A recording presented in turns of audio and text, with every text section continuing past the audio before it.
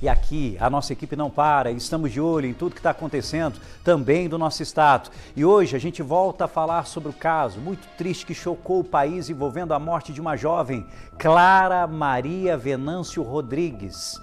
Clara Maria Venâncio Rodrigues, uma jovem daqui de Uberlândia. Nós mostramos o caso na nossa programação, o Brasil inteiro falou sobre esse caso, principalmente depois da localização do corpo dessa jovem, que estava enterrado em uma casa onde, depois de enterrar, ainda fizeram uma espécie de um concreto por cima. Vamos ao vivo à nossa capital do estado. Regiane Moreira está acompanhando a audiência de instrução em relação aos envolvidos desse ato criminoso terrível que chocou o nosso país. Regiane, muito bem-vinda aqui ao nosso Balanço Geral do Triângulo Mineiro. Obrigado. E as informações e a movimentação que acontece aí na nossa capital do estado. Boa tarde. Oi, Rafael, boa tarde para você, a todos que nos acompanham. É um caso realmente difícil de esquecer, né? Agora, que justiça seja feita e rápido. Esse caso que aconteceu em março e a audiência de instrução e julgamento começa hoje, daqui a pouquinho, a 1h30. Eu estou aqui com a advogada Sara Ono e também com a melhor amiga da Clara Maria, que é a Júlia, 11 anos de amizade. Doutora, primeiramente, obrigada a vocês duas pela participação. É um crime horrível e qual é a pena vocês esperam que esses réus peguem? A gente espera uma pena justa, mas uma pena alta, né? Uma pena que seja compatível com a brutalidade do crime que eles cometaram. Seria feminicídio com qualificadoras? Quais qualificadoras? O feminicídio, ocultação de cadáver, vilipêndio de cadáver são as acusações, abuso de animal doméstico e tentativa de furto são as qualificadoras imputadas a eles hoje. Pois é, vamos lembrar um pouquinho desse caso, né? Que a última vez que a Clara Maria foi vista foi no dia 9 de março, saindo da padaria à noite. Ela trabalhava em uma padaria, auxiliar de cozinha, saiu 10 horas da noite, disse que iria ao encontro do Tiago, que é um dos réus, para receber um dinheiro que ela havia emprestado para ele, cerca de R$400. Depois disso, ninguém mais teve contato com ela. E a Júlia, amiga, e assim como outros colegas, perceberam essa ausência, porque ela era muito presente, amiga de todo mundo que trabalhava com ela, e vocês de imediato já começaram as buscas, né, Júlia? Sim, exatamente. A gente começou as buscas por ela tentando lembrar o que tinha acontecido, então a gente foi montando mais ou menos qual que teria sido o caminho dela. O namorado dela disse que ela teria dito que ia encontrar com o Tiago. A gente contatou ele na época, ele disse que ela tinha pegado um Uber. E depois a gente tentou mais contato para pelo menos saber onde ela havia pegado esse Uber, para a gente olhar, sei lá, possíveis câmeras, se alguém tinha visto, porque no primeiro momento a gente não suspeitou dele. Porém, ele foi dando muitas respostas, assim, bem nervosas, ele mudava a história o tempo inteiro. Depois ele parou de responder todos os outros colegas e ele só voltou a me responder, que era a única mulher assim do grupo. E ele marcou de me encontrar no dia seguinte, porém eu não encontrei com ele porque a polícia, 11 horas, conseguiu encontrar o corpo. Lembrando que esse corpo foi encontrado no corredor da casa dele. Como você disse, Rafael, estava com concreto por cima, colocaram o corpo dela, concretaram, o concreto estava ainda fresco, os bombeiros foram até o local, uma coisa horrível, difícil até de falar, um caso, um dos que mais, eu acredito que chocou a sua trajetória, né, doutora? Sim, um dos casos mais brutais que eu já vi, e a frieza dos réus também é bem comum, bem assustadoras na verdade. A senhora teve frente a frente com eles? Não tive frente a frente, mas pela leitura, né, do interrogatório, do primeiro interrogatório na delegacia, a gente consegue perceber ali a frieza ao detalhar tudo que aconteceu no dia. Os dois detalham muito bem detalhado tudo que ocorreu, de uma forma muito fria. Pois é, os dois confessaram o crime, o Lucas e o Tiago.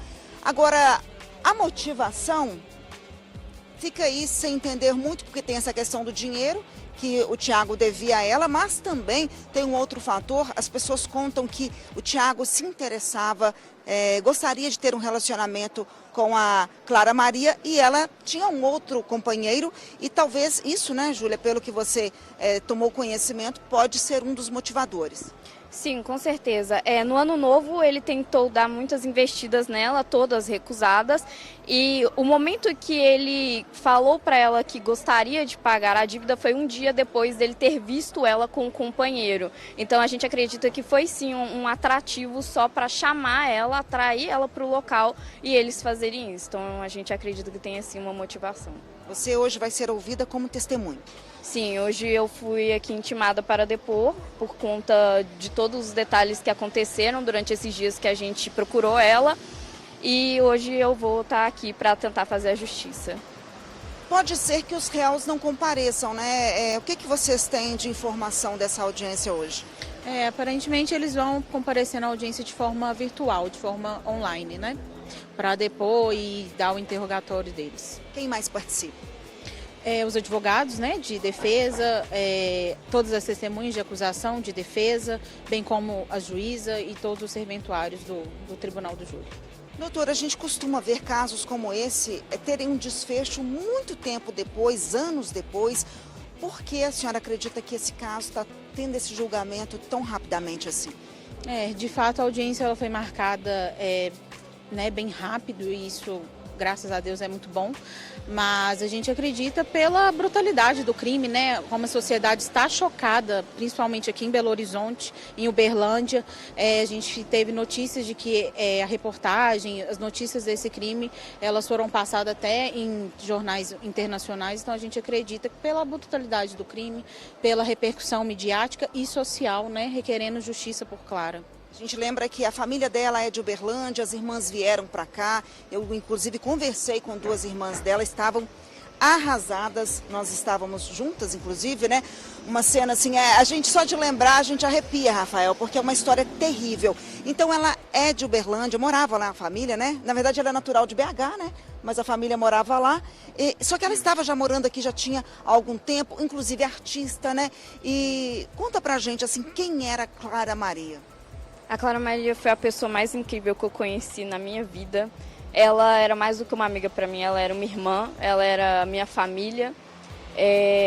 Eu acho que quando a gente vem de um lugar que a gente não é muito acolhido pela família de sangue, a gente se apega muito a quem aparece no nosso caminho. E a Clara, ela era o meu maior suporte, né?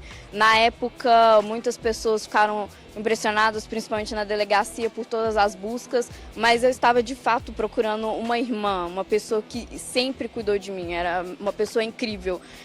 Muitas pessoas também questionaram por ela ter emprestado dinheiro ao Thiago, mas é porque as pessoas não conheciam a Clara e o coração que ela tinha. Ela queria ajudá-lo porque ele usou diversas desculpas de alimentar o cachorro e ela ia lá e ajudava ele. Então é esse o coração puro que ela tinha.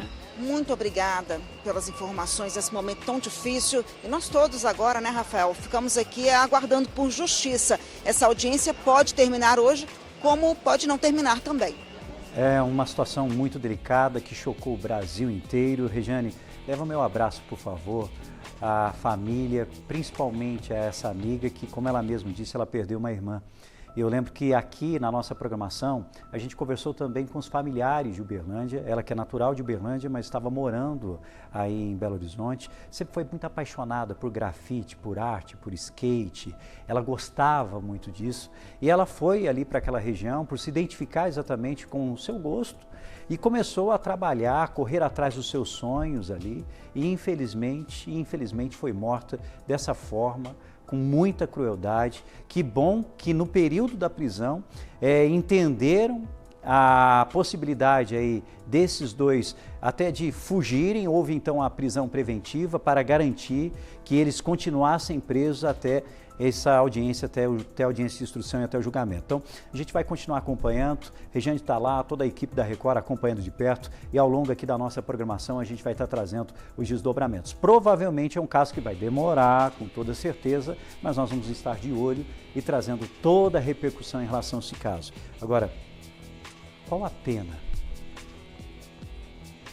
para uma pessoa que, se confirmar, fez isso? Tirou a vida dessa jovem, enterrou o corpo dela, concretou depois e ainda com indícios dela ter sido abusada ou até mesmo de vilipêndio. A gente segue acompanhando e força para a família, tá? Força para a família. Nós estamos falando de um caso que ocorreu no dia 9 de março, o desaparecimento, no dia 12 de março, aí a localização do corpo dela.